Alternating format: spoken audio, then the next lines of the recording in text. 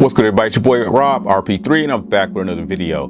Now, fresh off of CES 2020, Samsung has made a big impression.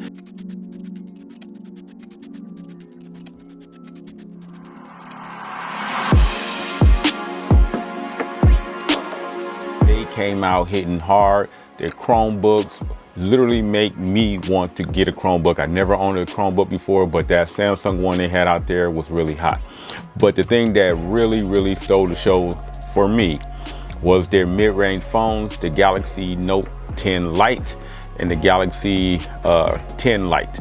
Now those two phones to me will be coming in at that OnePlus territory. So that's going to be some great competition, whether or not OnePlus can overcome what Samsung got coming with the S10 and the Note 10 Lite. Both of those will be rocking a lot of high-end specs to pretty much try to stay in close proximity with their competition like Xiaomi, OnePlus, and making sure that you keep them on the radar when it comes to making that decision in about midsummer, springtime, when those phones are expected to come out. But the phones that I was really interested in was the A51, which I have here on my channel, and the A71. Now, to me, I have some opinions about that. I think in a lot of ways, there's a lot of conflict with those phones. A lot of those phones don't get advertised. They don't get the prop that they deserve when it comes to being advertised in America. I don't know how it's advertised overseas in Europe and all across the world, but over here they get no respect on TV, no commercials. It might be a smidgen here and there. And the thing about things that I notice is that most of the times the phones that run in the A series come in on what we call the month-to-month networks like Cricket, Boost Mobile, you know, the more smaller companies, Metro, PCS, which are owned by the bigger four companies here in America. So in a lot of ways, I think there's some intent on keeping those phones just down to that level, not advertising it, because believe it or not, if people knew how great the A71 and the A51 was, they probably wouldn't go to the big boys to buy the Galaxy S11s and the Note 11s or wherever the next iteration is going to be called. So with that, it's a little bit of unfairness, but I think it's getting to the point now where those phones cannot be denied anymore. Those are some great phones, even though they do have mid-level specs. They're starting off with the same skin. They're pretty much starting off with the same Android 10, and they really are going to be almost closely spec'd out.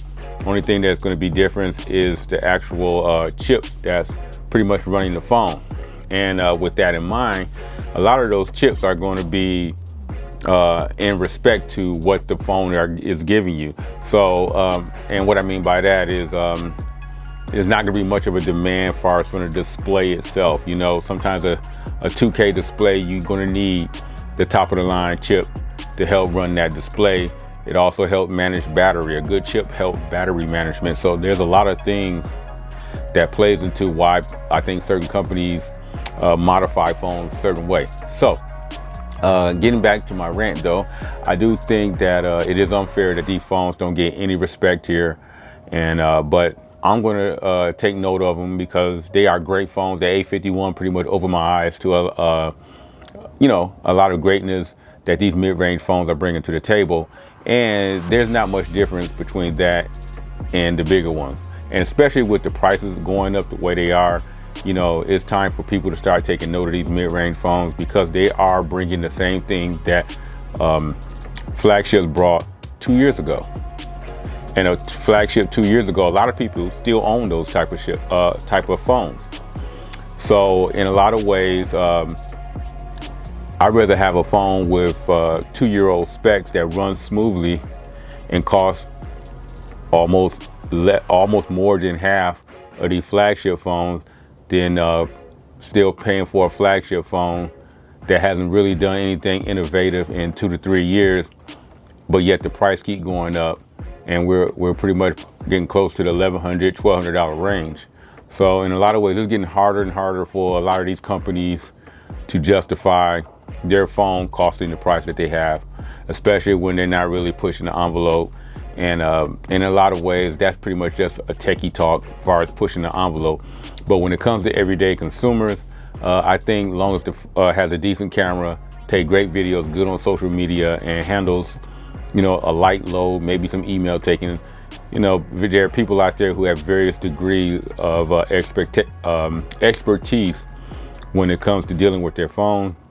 And I think a lot of people don't want to spend $1,200 trying to learn a phone that's a little bit outside of their skill level, when they can pretty much start with a low phone, you know, nice budget mid-range phone like the A51, A71, and then maybe down the road, if you think you want to step up, do that. But again, I'm tired of these phones getting slept on. Hopefully, I think the tech community is realizing that, because paying these higher prices for these higher spec phones seem to be more and more a waste of time. So again, CES 2020, Samsung mid-range phones, they're for real. So if you like this video, hey, don't forget to give me a thumbs up. Don't forget to subscribe to my channel. If you have any other questions, please leave them down below. And other than that, I'll catch everybody in the next video. I'm out.